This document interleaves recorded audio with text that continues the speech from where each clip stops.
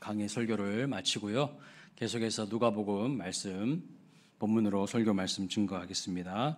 오늘 본문은 이제 한 치유 사건을 기록하고 있습니다.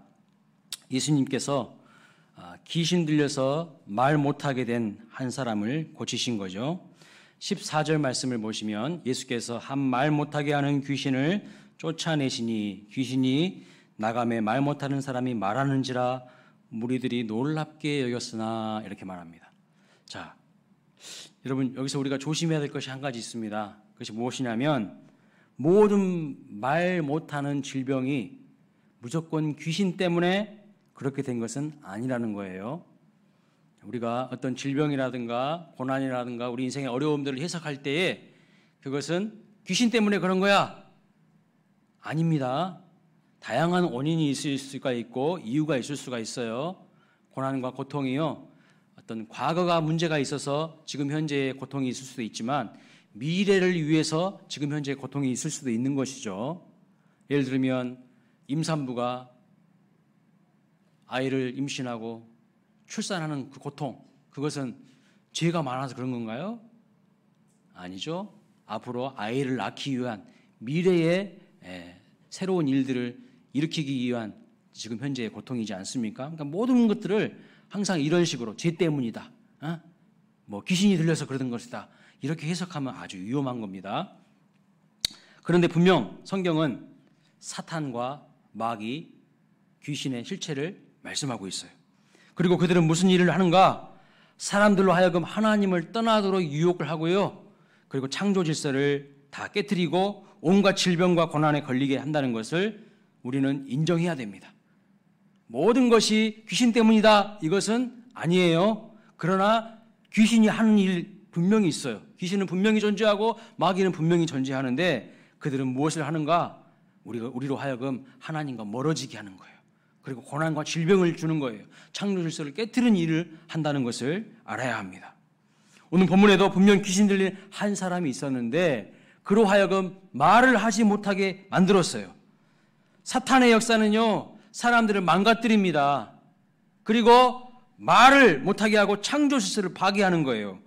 하나님께서 왜 우리에게 입을 주셨을까요? 첫 번째는 음식을 먹도록, 그렇죠? 그리고 두 번째는 말을 할 수 있도록, 그래서 의사소통을 할 수 있도록 하나님께서 우리에게 입을 주셨어요. 이러한 역할과 기능을 할 수 있도록 입을 주셨는데 이게 바로 창조 질서예요. 그런데 그 사람 속에 귀신이 들어가니까 뭘 못하게 되는 거예요? 말을 못하게 되는 겁니다. 이처럼 창조 질서를 깨트리고 왜곡하는 일을 누가 하냐? 사탄이 하는 거예요. 우리가 누군가와 교제를 하려면 꼭 필요한 것이 여러분 무엇입니까? 더 친밀한 교제를 나누기 위해서 꼭 필요한 것이 무엇입니까? 말하는 것이죠. 좋은 사람과 좋은 대화가 그 관계를 깊게 만들죠. 그런데 사탄은 말을 못하게 해서요, 사람과의 관계를 깨트리고 단절시켜버립니다. 어떤 일을 보면 이게 성령의 역사인지 하나님의 역사인지 어떻게 알 수 있냐면 창조 질서를 거스르고 교란시키는 일들은 대개가 사탄이 하는 역사예요.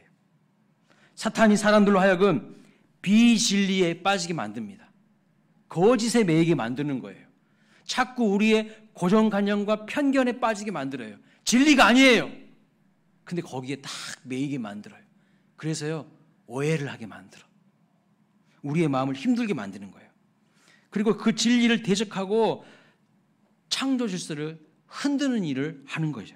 그래서 귀신이 들어가니까 말을 하지 못하게 만들어서 의사소통이 불가능하게 하고 서로 교제하지 못하게 하는 것입니다. 그러나 예수님은 반대로 이 말 못하는 자로 하여금 다시 말하게 하고 소통의 기능을 회복시키시는 것을 볼 수가 있어요.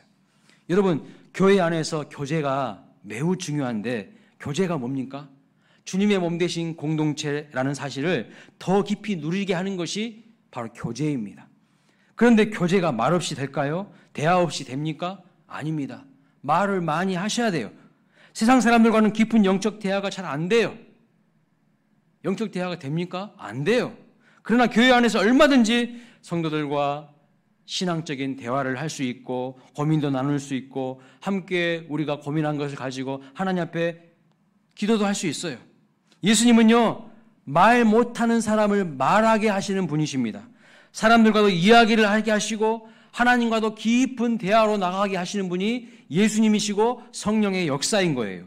그래서 교회는요, 이곳저곳에서 소그룹으로 모여서 함께 고민도 나누고 하나님 말씀도 나누고 또 내 고민을 내려놓고 기도 제목으로 함께 또 기도하며 그렇게 나가는 것이 성령 충만한 교회의 모습이죠. 그런데 침체된 교회, 생기가 다 없는 교회는요, 말이 없어요.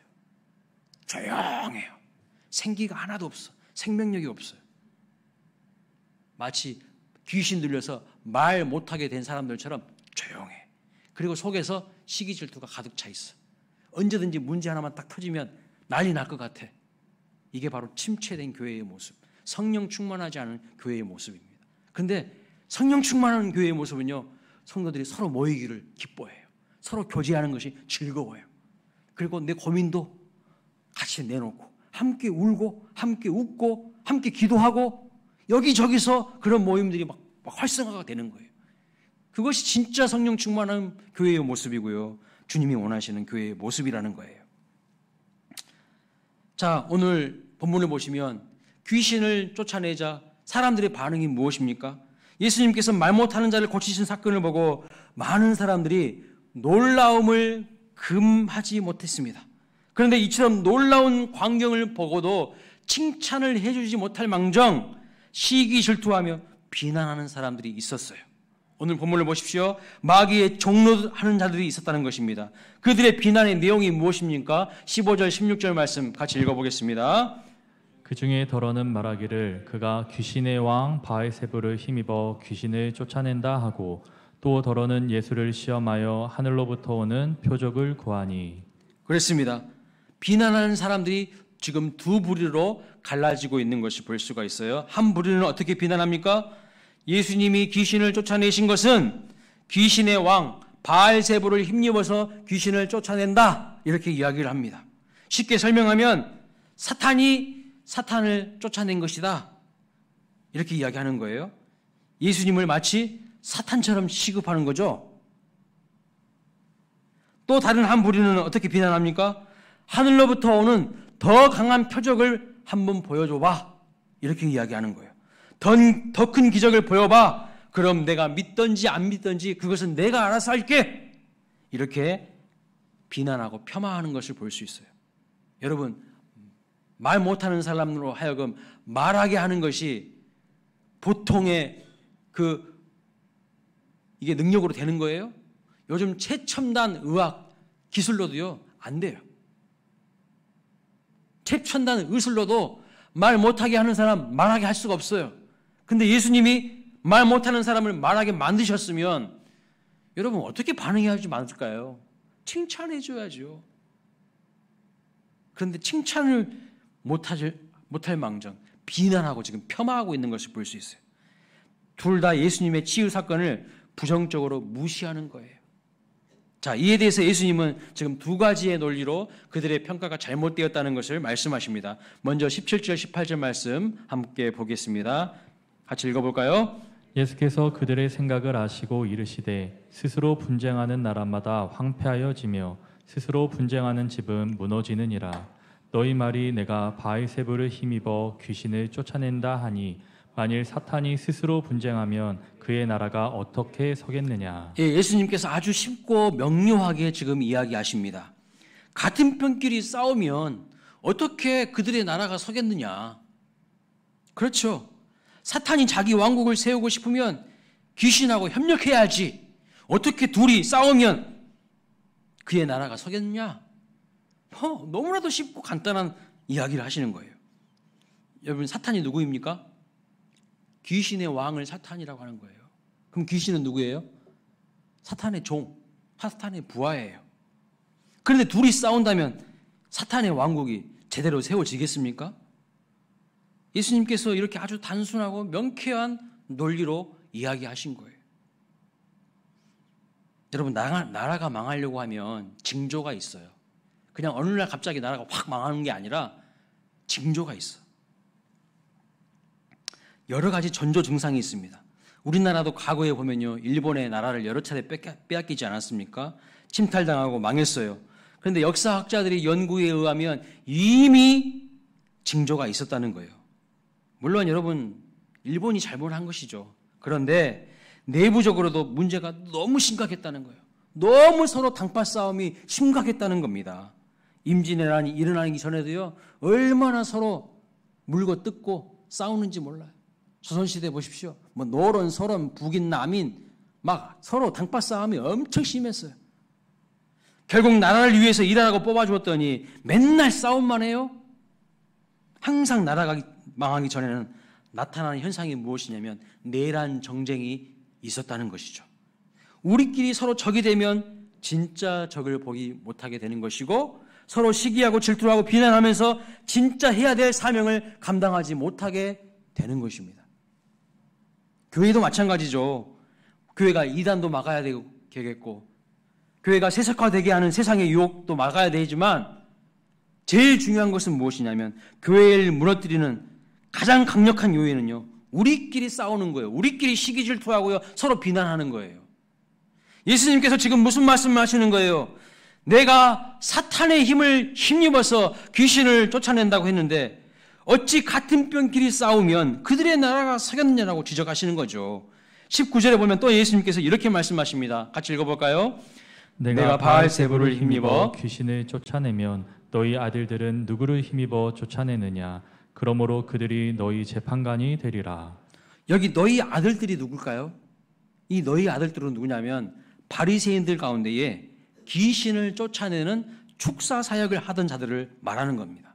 그들이 귀신을 쫓아내는 것을 보면서 이것은 하나님의 역사다, 이것은 하나님의 능력을 힘입어서 귀신을 쫓아낸다고 이야기했어요. 생각했어요. 그런 차원에서 예수님의 말씀의 뜻이 무엇입니까? 그들이 귀신을 쫓아내는 일을 했다면 그럼 그들이 한 일도 하나님의 역사가 아니라 귀신을, 사탄을 힘입어 한 것이 아니냐? 너희들이 다 사탄의 졸개들이냐?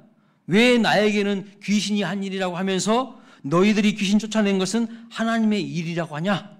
이렇게 반문하시면서 이들의 문제 제기가 잘못되었다는 것을 예수님께서 정확하게 지적하시는 것을 볼 수가 있어요. 그러니까 여러분 한번 보십시오. 내로남불이에요. 내가 하면 로맨스고 남이 하면 불륜인 거야. 아시타비. 나는 옳고 남은 틀리다는 거야. 자기들이 귀신 쫓아낸 것은 하나님의 역사고, 예수님이 귀신 쫓아낸 것은 그것은 귀신이 붙어가지고 한 것이다고 아주 나쁜 관점을 가지고 있죠. 어떻게 해서든지 예수님 끌어내려가지고 비난하고 무시하고 정죄하고 폄하하려고 하는 이 바리새인들의 모습을 볼 수가 있는 겁니다. 자, 이 예수님의 치유 사역을 두고 비난했던 사람들 누굴까요, 여러분? 이번 주에 한 주간 큐티를 하신 분들은 아실 거예요. 오늘 본문하고요, 이번 주간 큐티 본문하고 똑같아. 오늘 본문은 누가복음에서는 어떤 사람이라고 두리뭉실하게 이렇게 표현하고 있지만 마태복음에 보시면 12장에 보시면 이 사람들이 누구냐면 바리새인들이라고 분명하게 기록하고 있어요. 당시의 종교 권력자들이에요. 기득권 세력들입니다. 왜 기득권 세력들은 예수님을 비난하고 예수님이 하시는 모든 일에 대해서 무시하고 폄하하고 회방할까요? 자기의 기득권을요 지키기 위해서예요. 그것을 지키기 위해서 공격하는 겁니다. 여러분 여러분 귀신 들려서 말 못하는 자가 귀신이 나가고 말을 하게 된 것이 무슨 잘못입니까? 그런데도 칭찬을 못할 망정 비난하는 거예요. 똑같습니다. 오늘날 우리가요 주의 일 하다가 선한 일 하다가 다른 사람들에게 비난과 무시와 조롱을 받을 수가 있어요. 아니 선한 일 했으면, 좋은 일 했으면 칭찬을 받아야죠. 박수를 쳐야죠. 그런데 세상은 그렇지 않아요. 무시해요. 폄하해요. 여러분, 대한민국의 복지제도는요 기독교가 80%를 책임지고 있어요. 어려운 사람들, 힘든 사람들 80%를 기독교가 감당하고 있다고요. 근데요 교회에 대해서 좋은 일 하게 합니까? 안 해요. 교회가 썩었다고 이야기하지. 얼마나 교회가요 좋은 일 많이 하는지 세상이 알고 있으면서도요 비난하고 정죄하고 폄하합니다. 사탄마귀 악한 영들은요 우리를 조종해서 서로에게 상처를 받게 하고 우리가 갈라지게 하는 거예요. 계속해서 좋은 일을 해도 비난하고 정죄하게 만들었어요. 이러한 사탄의 계략을 간파하고 꿋꿋하게 사명을 붙잡고 끝까지 표대를 향해 달려갈 수 있는 우리 모두가 되시기를 주님의 이름으로 축원합니다. 교회 일 하면서도 그럴 수 있어요. 나는 정말 선한 마음으로 선한 동기로 열심히 하고자 하는데 한쪽에서는요 그것을 좋지 않게 봐. 비난하고 정죄하고 조롱하고 폄하하고 무시해. 절대 그러면 안 됩니다. 사탄의 종로로 다시 마십시오. 바리새인들 어떤 사람들이에요? 하나님 열심히 섬겨보겠다고 순수한 마음으로 열심히 섬겨보겠다고 열심히 특심했던 사람이에요. 처음에는. 그런데 점점 타락해서요. 이제 메시아이신 예수님이 오셨음에도 불구하고 예수님을 정죄하고 비난하는 사람이 된 거예요. 이런 이야기가 있습니다. 아버지와 아들이요 당나귀를 내다 팔기 위해서 끌고 가고 있었는데 주막을 이렇게 지나갈 쯤에 주막에 머물고 있는 장사치들이 있었는데 이렇게 수근수근 거리는 소리가 들리는 겁니다. 아이고 저기 멍청한 사람들 좀 봐라. 당나귀를 타고 가면 좋을 텐데 왜 그것을 끌고 갈까? 그렇게 하면서 거기 모여있던 장사치들이 막 수근수근 거리는 거예요. 그 수근거림을 아버지가 듣고요 아들을 당나귀 등에다가 태워서 갑니다. 그런데 또 얼마쯤 가다 보니까 이제는 정자에 앉아있는 어르신들이 노인들이 한마디씩 하는 거예요. 요즘 젊은 것들은 버리장머리가 하나도 없어. 혀를 찹니다. 아버지가 타고 가야지 아들이 타고 앉아있다고 비난하는 겁니다. 그 소리를 듣고 아버지가 아들을 내리게 하고 이젠 자기가 당나귀 위에 올라갑니다. 얼마쯤 더 가자 빨래터에 아낙네들이 막 모여 있었어요. 그 광경을 보고 아낙네들이 이야기합니다. 아이고 아이가 가여오라. 조그만 아이 다리가 얼마나 아플까. 저런 매정한 아버지 같으니라고 이렇게 막 비난하는 거예요. 또 말을 들은 아버지와 아들이 이제 어떻게 했을까요? 둘 다 당나귀 등에 타고 갑니다. 그리고 얼마쯤 더 가자 우물가에 모인 동네 처녀들이 그 광경을 보면서 또 이야기를 하는 거예요. 뭐라고 했을까요? 어머 조그만 당나귀가 무슨 힘이 있다고 두 사람씩이나 타냐. 당나귀 참 불쌍하다. 동물을 사랑해야 되는데 저렇게 가다가 당나귀 곧 죽을 거야. 그렇게 이야기한 거예요. 이 소리를 들은 아버지와 아들이 이제 어떻게 했을까요? 당나귀 다리를요 기다란 막대기에다가 묶어요. 그리고 둘이 앞에서 뒤에서 딱 들고 걸쳐서 이제 가는 겁니다. 마을 입구에 다리를 건너고 있는데 마을 사람들이 그 광경을 보면서 막 웃고 비난하고 막 조롱하는 거예요. 그런데 그 소리에 놀란 당나귀가요 발버둥을 막 치다가 그냥 끈이 풀려가지고 떨어져서 강물에 빠져 죽어버린 거예요. 여러분 어디서 이 이야기 많이 들어보셨죠? 네. 어디서 들어보셨어요? 일부도 아무도 말 안 하시더니 여러분들이 책을 안 읽으신다는 딱 증거가 드러나네요. 이솝우화예요. 제목은 팔려가는 당나귀입니다. 자, 이 내용이 무엇을 풍자하는 이야기입니까? 뭘 해도 부정적으로 보고 비난하는 사람들 있다는 거예요. 속이 꼬여 있어요. 긍정적인 관점으로 믿음의 관점으로 보지 않아요. 뭘 해도 안 좋아, 안 좋게 보이는 거예요. 뭘 해도 안 믿는 사람들이 있습니다. 오해는 하지 마십시오. 우리 교회 성도님들이 그렇다는 건 절대 아닙니다. 세상 사람들을 말하는 거예요. 여러분 좀 반대로 이야기하면 안 됩니까? 아들이 타면 아버지가 아들을 참 사랑하는구나 이렇게 이야기해 주면 안 돼요?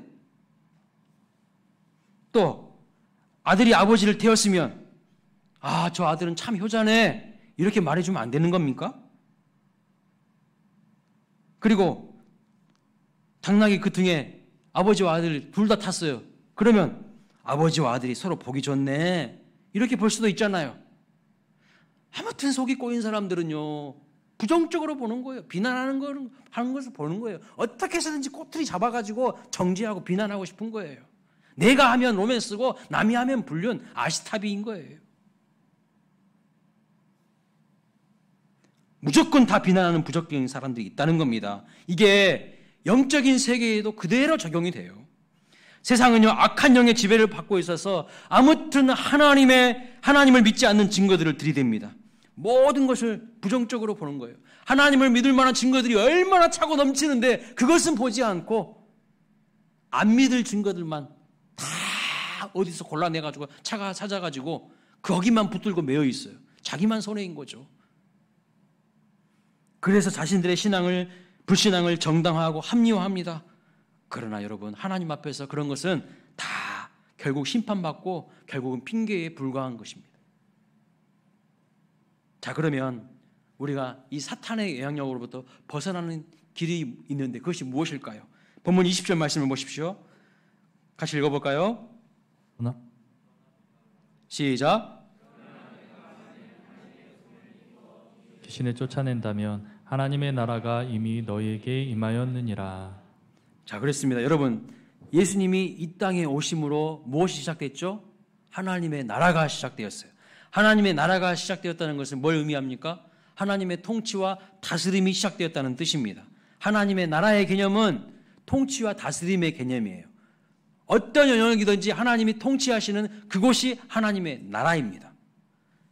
자, 하나님의 나라의 시작을 알리는 증거가 무엇인가?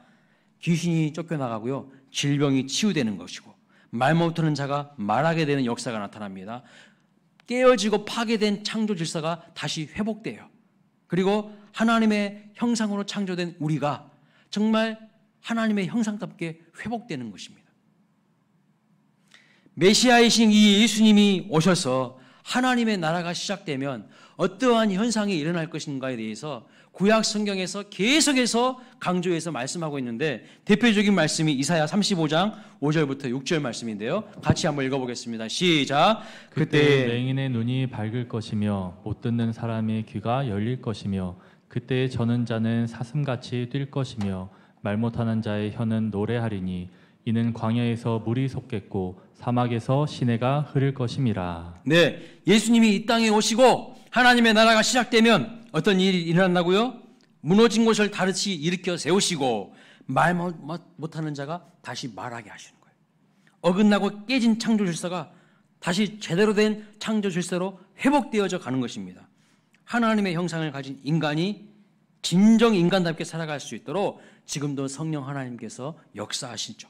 따라서 모든 사람은 예수 그리스도를 나의 구주, 나의 하나님으로 영접해야 한다는 거예요. 예수님을 나의 주인으로, 나의 왕으로 모시고 주님의 통치와 다스림 가운데에 속해 있기를 원해야 합니다. 그것이 바로 파괴적인 악한 영향력을 가진 사탄의 권세로부터 벗어날 수 있는 유일한 길이라고 주님이 말씀하고 있어요. 21절, 22절 말씀을 같이 한번 읽어보겠습니다.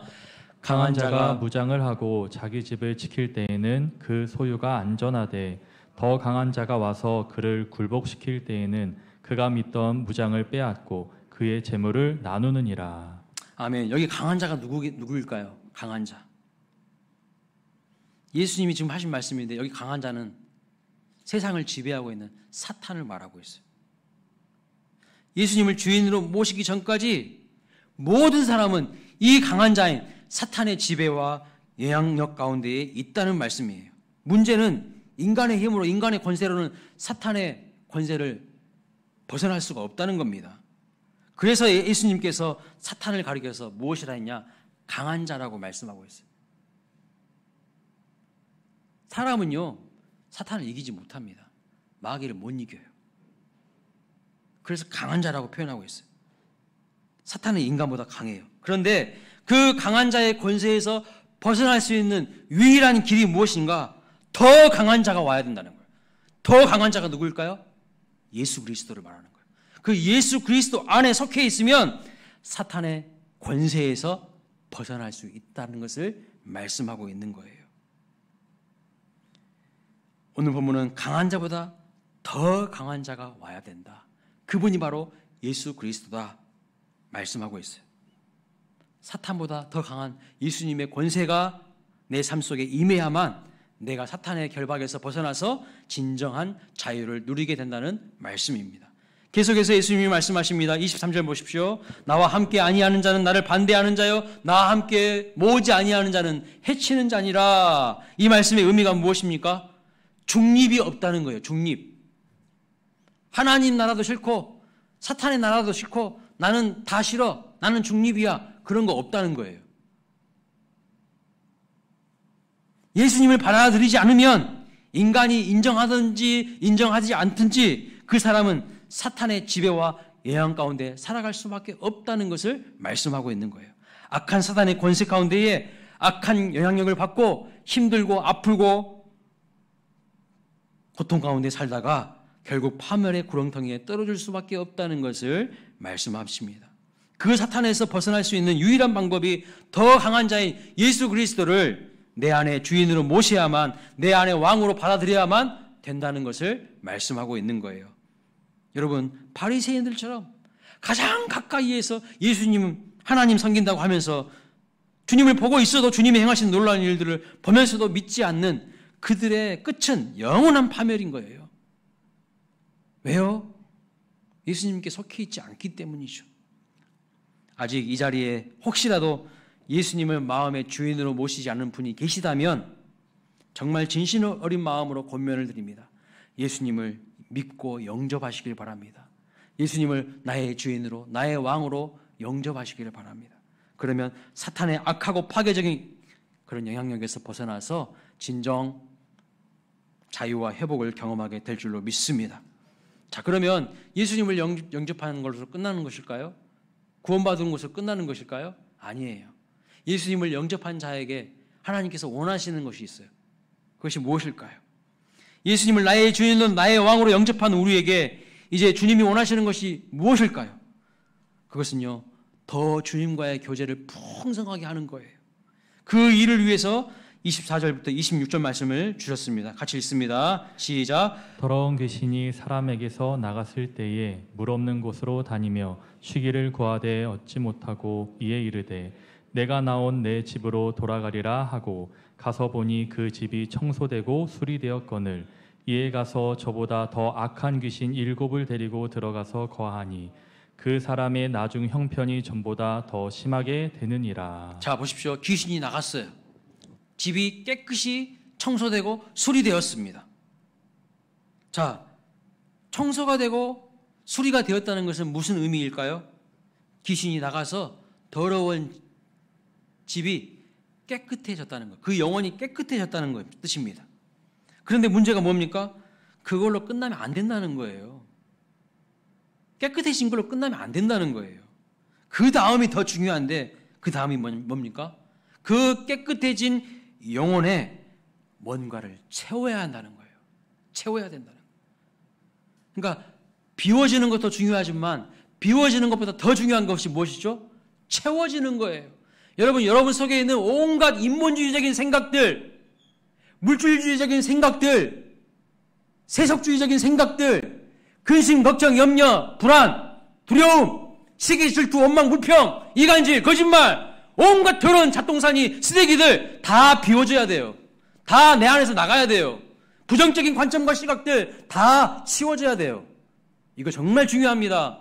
그러면 더 중요한 건 뭐냐면 이 깨끗해진 마음 속에 뭔가 채워져야 돼요. 뭘 채워야 될까요? 사탄이 나갔지만 다시 청소된 내 마음, 내 마음 속에 사탄이 기웃거리지 못하도록 채워야 돼요. 사탄이 발딛고 들어올 틈이 없도록 내 속에 뭔가를 채워야 됩니다. 뭘로 채워야 될까요? 뭘로요? 하나님으로 채워야 돼요. 예수님으로 채워야 돼요. 주의 성령으로 충만하게 채우라는 것입니다. 믿음, 소망, 사랑으로 채우라는 겁니다. 그렇지 않고 아무것도 없으면 사탄이요, 금방 알아요. 이거 봐라. 빈 깡통이네. 별 일 없는 것이네. 얕잡아 보고 사탄이 이번에는요, 오늘 본문 말씀 보니까 7 귀신을 데리고 들어와서 그 인간의 인생을 좌지우지하고 파멸로 끌어간다고 말씀하고 있어요.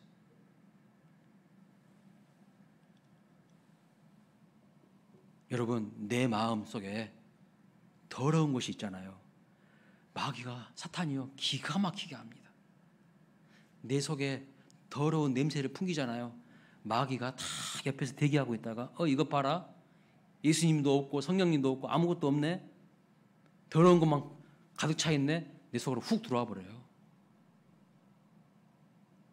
온갖 열등감, 좌절감, 절망감, 죄책감, 수치심, 두려움, 근심, 걱정, 염려, 불안함, 시기, 질투, 불평, 원망, 이간질하는 것, 온갖 더러운 마음들이 막 내 속에 있잖아요. 그거는 마귀여, 어서 오십시오. 나는 준비됐습니다. 똑같은 거예요. 빨리 이런 것들을 비워내셔야 돼요. 어떻게 해요? 기도를 통해서 하나님 앞에 회개하셔야 돼요. 내 속에 이런 더러운 쓰레기 같은 것들이 내 안에 충만하지 않도록 비워내셔야 돼요. 그리고 뭘로 채워야 된다는 거예요? 성령으로요. 하나님의 말씀으로 충만하게 채우시기를 주님의 이름으로 축복합니다. 그럴 때 여러분이 정말 사단의 권세로부터 자유로울 수 있고요. 진정한 삶을 누릴 수가 있는 거예요. 행복한 삶을 누릴 수가 있습니다. 말씀을 마치겠습니다. 사탄의 결박에서 풀려나서 이제 진정한 자유와 행복을 누릴 수 있게 된 우리가 해야 될 일이 하나 있는데, 우리의 마음과 내면을 하나님의 말씀으로 채우시기를 축복합니다. 마귀는요, 생각을 심어요. 생각을, 안 좋은 생각을 심어줘요. 가룟 유다한테도요, 예수님을 팔 생각을 심어줬다고 말하고 있어요. 생각을 딱 심어줘. 생각 많으신 분들 조심하셔야 돼요. 이 생각이 하나님의 말씀에 기초한 생각인지 내 생각인지 세상에 오염된 세속주의적인 생각인지 분별할 수 있어야 돼. 근데 자기 생각대로 하다가는요, 망해요. 인생. 하나님을 대적하게 되는 거예요. 그래서 말씀이 필요한 거예요. 말씀으로 늘 충만해야 돼요. 그렇지 않으면 자기 생각대로 하다가 하나님을 대적해요. 감히 하나님을 대적해가지고 좋을 것이 뭐가 있겠습니까?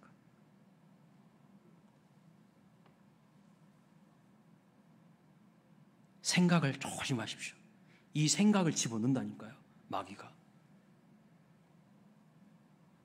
그래서 우리의 마음과 내면을 하나님의 말씀으로 채우라는 겁니다. 그토록 제가 강조하잖아요. 말씀 묵상해야 된다고. 말씀 묵상해야 우리가 사는 비결이라고. 주일만 와가지고 말씀 들어가지고는요, 제대로 살 수가 없어요. 영적으로 바로 깨어서. 마귀의 정노릇하기 딱 쉽습니다.